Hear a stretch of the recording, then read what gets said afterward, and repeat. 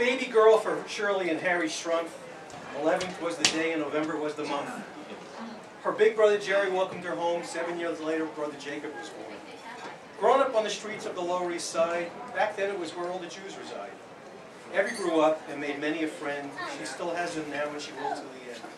If a person is judged by the friends that they choose, I'd walk all day long in her size 11 shoes. You could have made him an 8. You could have made him an 8. She wears a size 11 shoe. But the best friend she had, her lover, her mate, was her hubby, her man, Seymour the Great. From the Lavenbergs he hailed, and then just by chance, he met teenage Evie at a rooftop dance. He wined her and dined her and said, "My oh my, I'm dating a girl who attends Seward High." And when they went out, a frap they did share. Frap. Evie was skinny and Seymour had hair. When Evie called, Seymour always runs. The marriage was officiated by Reverend Spun. They honeymooned in the Catskills at the Netherlands. After a few months, she'd be pregnant with me. We moved to Brooklyn in a first-floor apartment, and then 2 years later, once more, she was pregnant. When Andy was born, 10 pounds, what a bundle. Together we slept on a bed called a trundle. Daddy would work day and night, night and day, 6 jobs, 6 days, 2 jobs for not that much pay. Whatever we had, it was like we were wealthy. We were fed, we were clothed, we were loved, we were healthy. Each summer we traveled, not to France or to Spain. We went to the Catskills to a cockle-line. You know what a cockle-line is? I finally recall Grandma Shirley and Giddle when they'd sleep in my room on the Upstell bed. I also recall with a smile on my face when Mom washed fiberglass curtains and underwear in the same place. Oh, I know that story. She didn't know why we were scratching our ass until she realized that underwear don't wash well with fiberglass. I'll never forget that. Oh, that's funny. Then what a surprise back in '61 when instead of a daughter they had a 3rd son. Anyway, No, they what didn't. joy, what happiness, what abundance. How would 3 kids ever fit on the trundle? So we packed up and moved to a co-op in Queens. Ira was 2, Andy was 10, and I was 14. I'll digress for a moment. I won't make this long. She has an addiction to a game called Mahjong. You think she was born with those tiles in her hand, the way that she cries out, 2 crack and 3 bam. She plays day and night in a marathon game till the last one's alive. Oy vey, what a shame.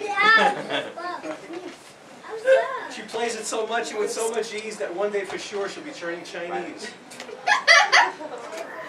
By '71, their savings had grown, so they purchased a house out in Levittown. Mom set an example as a wonderful daughter by making her own water. She took care of her mom, always there by her side, and held her hand on the day that she died. They sold that place in '84, packed up the house, took the mezuzah off the door. They went to Kings Point where the dead come alive. Mom was 62, Dad was 62, Mom was 55. The tumult, the traffic was too much, they say, so they bought a small house in the villas of Del Rey. And then as the best years of life had arrived, Dad got sick and too soon he had died. Oh, what a great man he had been, the likes of which you have never seen. His last words to Evie, "Get out of this joint, pack up your bags and go back to Kings Point."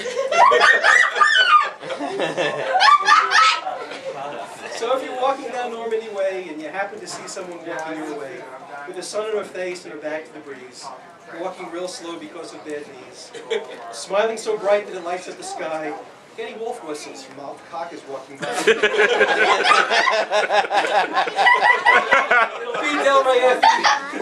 It'll be Del Rey Effie walking your way, and you'll recall the things that I said here today. Thank you. Yay. I got one more thing. I didn't want to be all funny, so I wanted to be serious about something. And I was kind of, my father always taught me a Chinik, so to speak, so I always kind of remember things that he said to me. And one of the things that I think he wanted to say today, as we were here, is a more serious poem that was written by, it's a Hebrew poem, and Mom will know what this is. It was written by King Solomon at the conclusion of the book of Proverbs. And a Jewish husband is supposed to say this to his wife every Sabbath. And the name of the poem is called Asia Kai, which is, now this is where I start getting shy. A woman of valor. And the poem is 22 verses, but I'm going to read the condensed version. And you're gonna see what I'm in here. And it goes like this: a woman of valor who can find her worth is far above jewels. The heart of her husband trusts in her, and nothing shall he lack. She renders him good and not evil all the days of her life. She opens her hand to the needy and extends her hand to the poor. She is robed in strength and dignity and cheerfully faces wherever they come. She opens her mouth with wisdom. Her tongue is guided by kindness. She tends to the affairs of her household and eats not the bread of idleness. Her children come forward and bless her. Her husband too and praises her. Many women have done superbly, but you surpass them all. Charm is deceitful and beauty is vain, but a God-fearing woman is much to be praised. Place before her the fruit of her hands. Wherever people gather, her deeds speak her praise. I love her.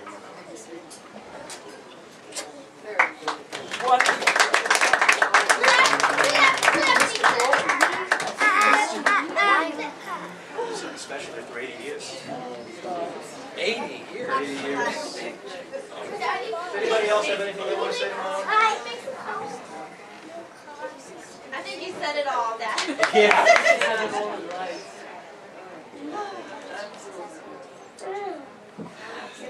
Alright, now we'll have cake. What's up, kid? I'm not gonna.